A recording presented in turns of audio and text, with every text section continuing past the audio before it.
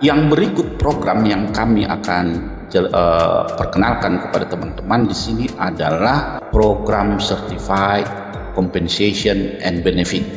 Ya. Nah, pertanyaan seberapa penting ini bagi organisasi? Nah, program Certified Compensation and Benefit ini menurut saya penting bagi perusahaan dan juga bagi strategi dari organisasi. Karena seperti yang kita ketahui bahwa compensation dan benefit ini menyentuh 3 area yang paling sensitif. Yang pertama yaitu biaya terbesar dari perusahaan, kedua yang menyangkut dengan motivasi dan kepuasan karyawan, dan yang ketiga yang disebut dengan hukum dan keadilan.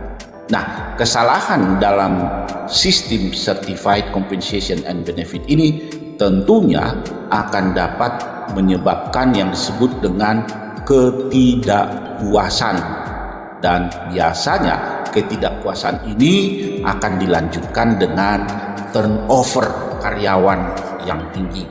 Bisa juga menyebabkan yang disebut dengan konflik internal, beban biaya SDM yang tidak terkendali, serta resiko pelanggaran regulasi. Oleh karena itu, ya, Certified Compensation Benefit ini kami rancang dengan benar adalah alat untuk mengendalikan biaya sekaligus pendorong kinerja.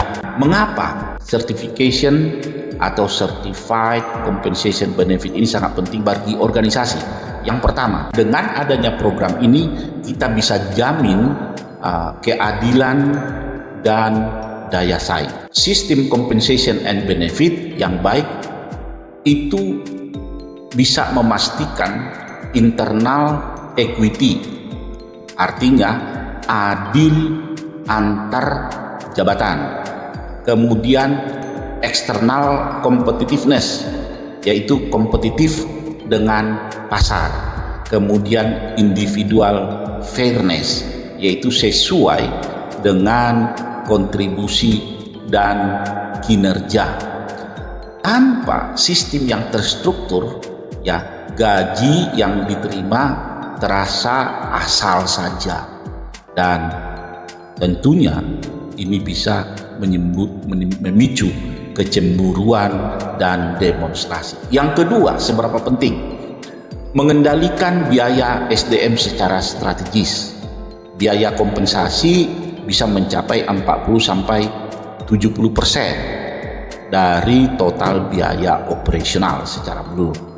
Melalui Certificate Compensation and Benefit ini nanti akan membantu organisasi untuk mengendalikan payroll cost, menghindari overpay dan underpay, serta merancang skema reward yang efektif tetapi bukan boros.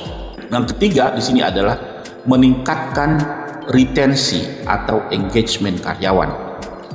Karyawan jarang keluar karena gajinya kecil, tetapi ya, karyawan keluar biasanya karena tidak adil, tidak transparan, ya, dan lain sebagainya. Inilah yang menyebabkan banyaknya karyawan yang tidak betah, tidak lama dalam organisasi karena ketidakadilan.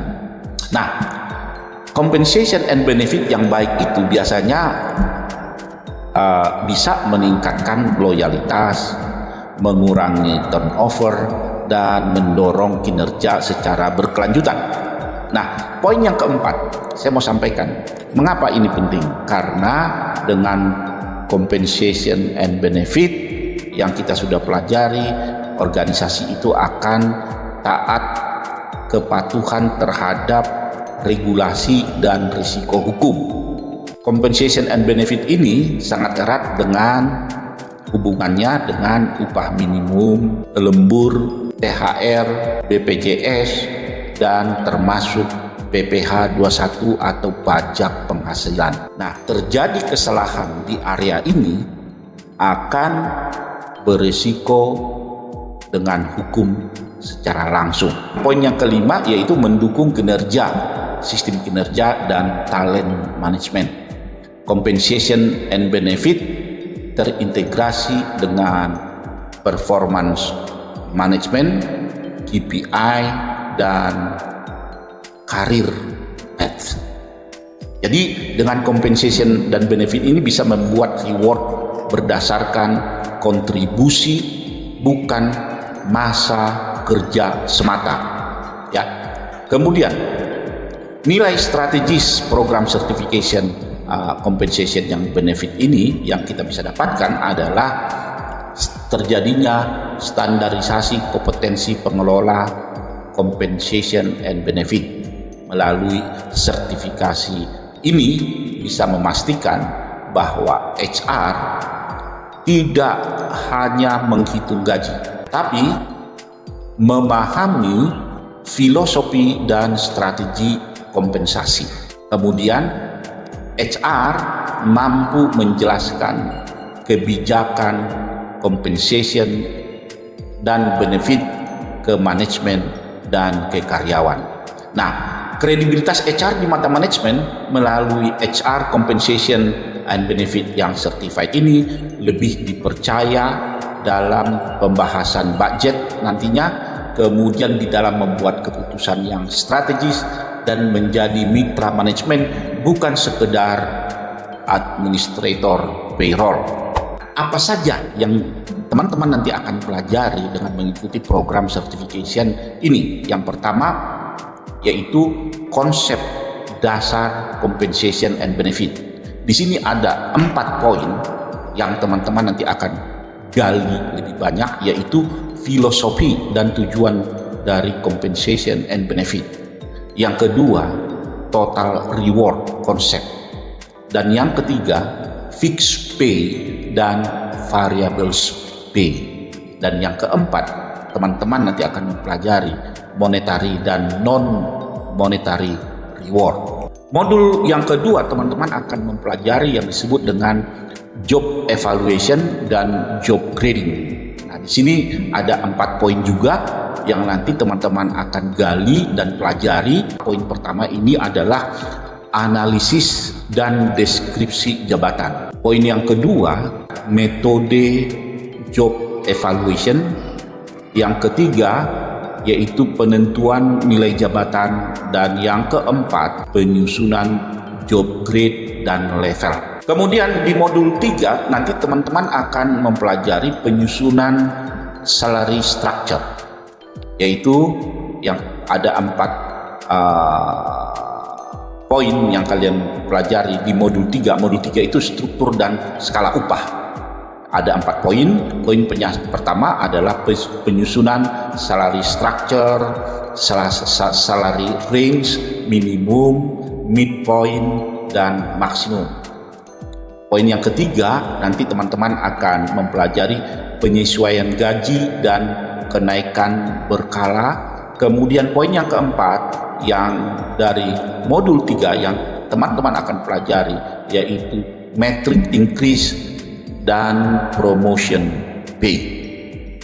Di modul keempat nanti teman-teman akan mempelajari market salary survey. Di market salary survey ini ada 4 poin juga yang teman-teman akan pelajari. Poin yang pertama yaitu prinsip survei gaji di pasar. Kemudian poin yang kedua adalah membaca dan menggunakan data survei. Dan poin yang ketiga, teman-teman akan mempelajari yaitu menentukan positioning gaji perusahaan. Dan poin yang keempat yang terakhir di sini adalah penyesuaian dengan kemampuan finansial perusahaan. Di modul 5, teman-teman akan mempelajari di modul 5 ini adalah benefit dan tunjangan karyawan. Di benefit dan tunjangan karyawan ini ada 4 poin lagi yang penting untuk teman-teman pelajari, adalah tunjangan tetap dan tunjangan tidak tetap. Poin yang kedua, BPJS benefit wajib.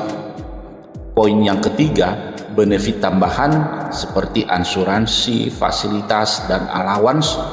Dan poin yang keempat, cost benefit, analisis benefit. Di modul ke-6 nanti teman-teman akan mempelajari insentif modus variable pay, skema intensif berbasis KPI, bonus individu dan tim, sales insentif, performance bonus, dan hubungan reward kinerja. Di modul ke-7 nanti ini yang berkaitan dengan payroll, pajak, dan compliance. Ada 4 poin ya yang kita pelajari. Apa saja itu? Payroll proses end-to-end, PPh 21, kemudian kepatuhan regulasi pengupahan, dan audit payroll dan kontrol internal. Nah, di modul 8 ini komunikasi dan implementasi compensation and benefit, yaitu sosialisasi kebijakan, menangani keluhan gaji, transparansi governance, dan dokumentasi kebijakan. Nah, siapa saja yang membutuhkan program ini? Nah, teman-teman yang berada di HR Compensation Benefit, ya ini penting untuk teman-teman pelajari. Kemudian HR Manager, HR Supervisor, HR Generalis, dan Payroll Officer, serta Finance dan Budget Controller, dan HR Konsultan. Certification Compensation and Benefit ini adalah investasi strategis, bukan sekedar pelatihan teknis.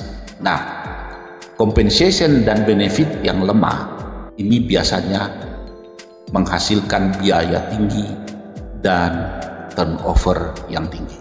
Sebaliknya, compensation benefit yang kuat, karyawan kita akan termotivasi dan biaya akan terkendali. Compensation and benefit yang tersertified, organisasi akan lebih adil, kompetitif, dan berkelanjutan. Program ini melindungi organisasi dari risiko hukum, menjaga motivasi dan kepercayaan karyawan, serta menjadi pengungkit, daya ungkit kinerja bisnis. Jadi teman-teman sudah bisa melihat bagaimana pentingnya compensation and benefit ini. Oleh karena itu, kami mengundang teman-teman untuk mengikuti program certified compensation and benefit ini untuk meningkatkan kinerja organisasi kalian dan termasuk meningkatkan profesionalisme kalian.